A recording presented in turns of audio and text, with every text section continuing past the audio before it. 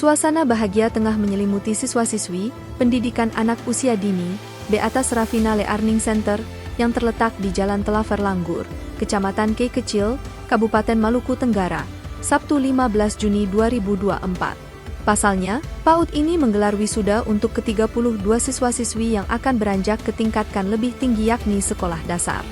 Sekaligus dirangkai dengan misa penutupan tahun ajaran di bawah sorotan tema cerdas kreatif, inovatif dan berprestasi menuju Indonesia Emas. Dihiasi dekorasi balon warna-warni dari Jolanda Marjon Florist and Decoration, Catholic Center tempat berlangsungnya acara diubah menjadi lebih semarak dan ceria khas anak-anak. Acara wisuda ini dihadiri oleh PJ Bupati Malra Jasmono, Kapolres Malra Frans Duma, Kadis Pendidikan Umar Hanubun, Kepala Ok Langgur Hieronymus Duma Tubun dan Wakil Uskup Wilayah Kei Kecil RD. Ekoriaan, peserta didik, orang tua dan undangan.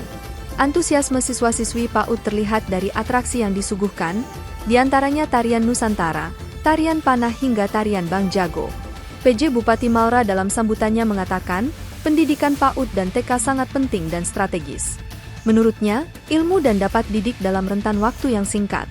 Lain halnya dengan budaya ini memerlukan limit waktu lama. Sementara, Kadis Pendidikan Malra, Umar Hanubun mengatakan di usia PAUD merupakan fase penting pembentukan karakter.